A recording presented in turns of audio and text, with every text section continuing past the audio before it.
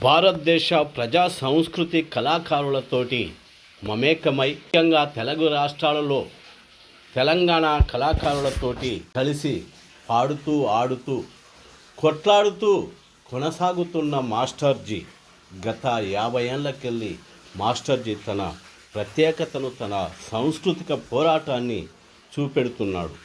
ఆ పోరాటంలో భాగంగానే డిసెంబరు 15, 2024న 50 వసంతోత్సవాలు జరుపుకుంటున్న అరుణోదయ సభలో నీలి లాల్ కలవాలి, రాజ్యాన్ని కైవసం చేసుకోవాలి, లేదా ఈ నీలి లాల్కు వ్యతిరేకంగా ఎవరు పనిచేసినా వారు మనువాదులే అవుతారంటూ ప్రశ్నిస్తూ జై శ్రీరామ్ అంటే దేవుడు కాదు, జై భీమ్ అంటే దయ్యం కాదనే నిజాన్ని ప్రతి ఒక్కరూ ఇప్పుడున్న సమాజంలో తెలుసుకోవాల్సిన అవసరం ఎంతైనా ఉన్నదని గుర్తు చేశారు.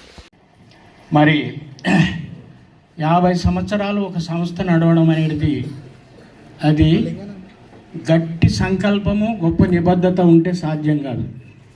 అటువంటి నిబద్ధత సంకల్పంతో ముందుకు సాగుతున్నటువంటి ఈ అరుణోదయ సాంస్కృతిక సమాఖ్యకు ముందుగా నేను అభినందన తెలియజేస్తూ, ఇది కేవలం ఈ 50 ఏళ్ళే కాదు, ఈ దోపిడీ ఉన్నంత వరకు సమాజంలో ముఖ్యంగా ఈ మనువాద ఈ దేశంలో అది అంతరించి సమసిపోయే వరకు ఈ యొక్క సమాఖ్య ముందుకు సాగాలని ఆకాంక్షిస్తూ, మరి నేను మా సోదరి విమలమ్మ నన్ను తప్పకుండా కార్యక్రమం పాల్గొన్నానంటే మా మిస్సెస్ వాళ్ళ అమ్మగారు చనిపోయినటువంటి నిన్నటి రోజు సంవత్సరికానికి అమలాపురం వెళ్ళి ఎంత కాలమైనా ఎట్లయినా వెళ్ళాలని గబుక్కున వచ్చేసేటువంటి కార్యక్రమాన్ని తీసుకోవడం జరిగింది.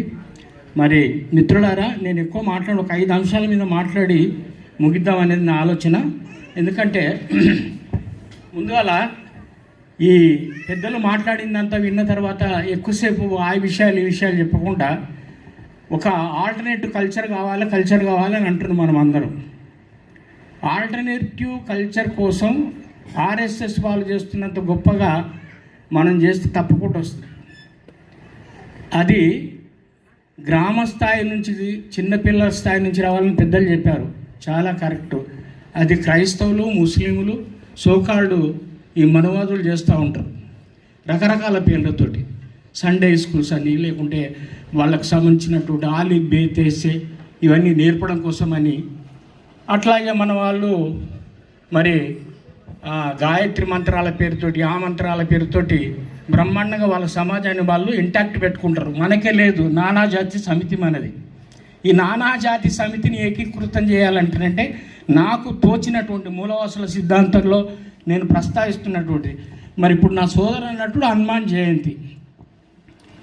హనుమాన్ జయంతి చాలా మంచిది, కరెక్టే. వారికి మరి గురువైనటువంటి జాంబవంతుడు కూడా జయంతి ఉంటుంది కదా.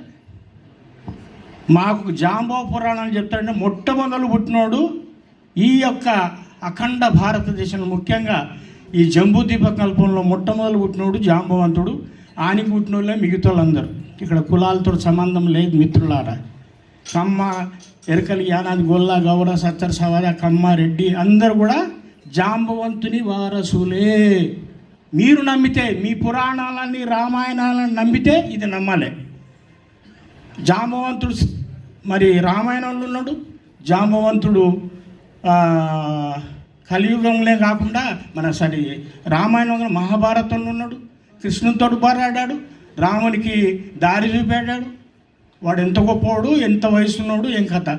మనం కూడా ఆయనకి నేను ఒక డేటు ఆయనది కనుక్కొని చెప్తాను.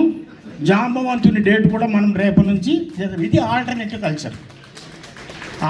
కల్చర్ మనం తయారు చేసుకోవాలా మిత్రులారా. ఇప్పుడు అసలు భారతీయులు ఎవరు, భారతదేశం ఎవరిది అంటానంటే, ముఖ్యంగా ఎవరైతే ఈ దేశంలో ఈ శ్రమని సృష్టించి సకల సంపదలను సృష్టిస్తున్నారో, కాయా కష్టంతో బతుకుతున్నారో వాళ్ళు మాత్రమే అసలైనటువంటి భారతీయులు. మిగతా వాళ్ళందరూ కూడా బయటికి వెళ్ళి బతుకొచ్చిన నా కొడుకులు అంటే మాటలు అమ్ముకొని బతికేవాళ్ళు.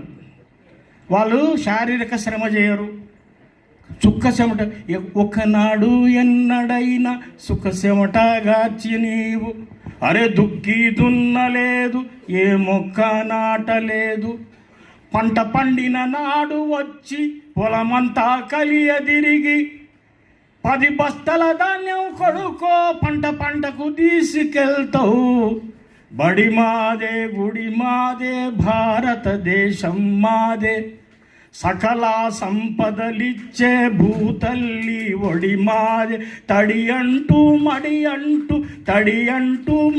అంటూ తమ వాదమే గొప్పంటూ మా విలువలు మార్చినోడ నీ వెలువేందో చెబుతాం.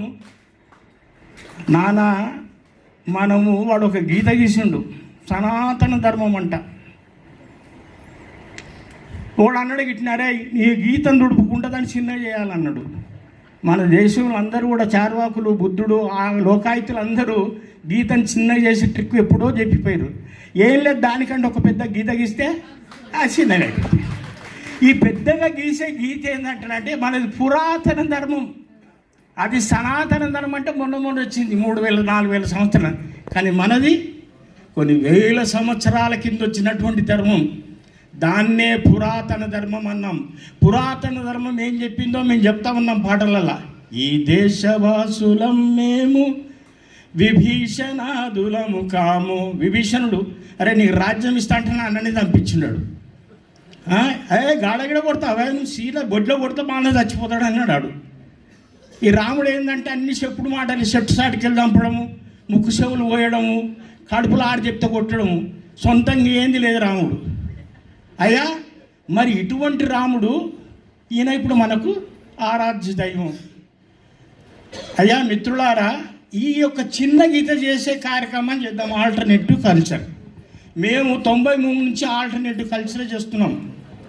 మూలవాసుల మాసోత్సవం అంటే మాన్యశ్రీ కాంశీరామ్ పుట్టిన మార్చి 15 నుంచి బాబాసాహెబ్ అంబేద్కర్ పుట్టినటువంటి ఏప్రిల్ 14కు మధ్యలో పుట్టినటువంటి మా యొక్క జ్యోతిబాపులకు, అలాగే అంతమంది మహానుభావులు బుద్ధుడు, పూలే, పెరియార్, నారాయణ గురు, మార్క్స్తో సహా మేము వీరి యొక్క స్మారక దినాలను చేస్తూ ఉన్నాం.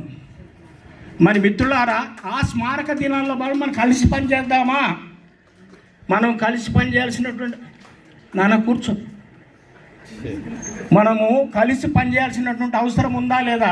కలిసి వస్తేనేమో మీరు మూలవాసులు, లేకుంటే మీరు కూడా మనవాదులు అయిపోతారు. కలిసి పనిచేద్దామంటే నీలిలాల్ కలవాలి, రాజ్యం మనది అవుతుంది. నీలిలాలు జెండా కింద ఓ చెల్లమ్మ నువ్వు నేను ఒక్కటంటూ, ఓ చెల్లమ్మ పోరాడబూనుకుంటే, ఓ చెల్లమ్మ పీడితులకు విముక్తము, ఓ చెల్లమ్మ సిద్ధాంతం సిగపట్లతో, ఓ చెల్లమ్మ చెల్ల చదురు మనమైపోతే, ఓ చెల్లమ్మ తెల్లవాళ్ళ లెక్క సర్కారో, చెల్లమ్మ పుల్లబెట్టి విడదీస్తాతో, ఓ చెల్లమ్మ జెండాల రంగుల కాడ, ఓ చెల్లమ్మ జగడాలు చేసుకుంటే, ఓ చెల్లమ్మ గుండాల సర్కారుకు, ఓ చెల్లమ్మ కొండంత పండుగమ్మ.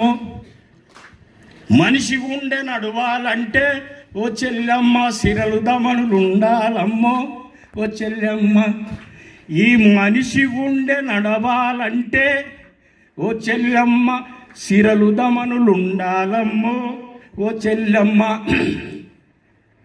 నీలిలాలు కలవాలంటే, ఓ చెల్లమ్మ మన విప్లవం రావాలంటే నీలిలాలు కలవాలమ్మో అని చెప్తూ పాట ఎప్పుడో రాశాం 80లో. కలుస్తున్నామా? ఈ మధ్యలో కొద్ది జ్ఞానోదయం అయింది మనలకు. ఇక్కడ ఇనికి నీలోనికి, అక్కడ లాలోనికి. ఇప్పుడు అస్సలు కలవాల్సినటువంటి ఒక తరుణం ఆసన్నమైంది. అది మొన్న ఆసన్నమైంది అనుకుంటే అది విచ్ఛిన్నం అయిపోయింది. కనీసం ఇప్పుడన్నా దీన్ని కలిపిగట్టుగా ఒక సనాతన ధర్మాన్ని బదా చేసి దాని యొక్క దేశంలో ఉన్నటువంటి చిన్న తుంపరు కూడా లేకుండా చేయాలంటే పురాతన ధర్మాన్ని తీసుకోవాలి. దానికే ఈ మహానుభావుల పండగలని మనము ఆల్టర్నేటివ్ కల్చర్లో భాగం చేయాలా, పండగలు చేయాలా, పబ్బాలు చేయాలా, వాటి పేరుతో అనేకమైనటువంటి కార్యక్రమాలు చేయాల్సినటువంటి అవసరం ఉన్నది తెలియజేస్తూ, అది మూలవాసులకు సంబంధించింది. అట్లాగే ఈ విదేశీయులైనటువంటి వాళ్ళు వీళ్ళు దేశద్రోహులు. మనం ఫస్ట్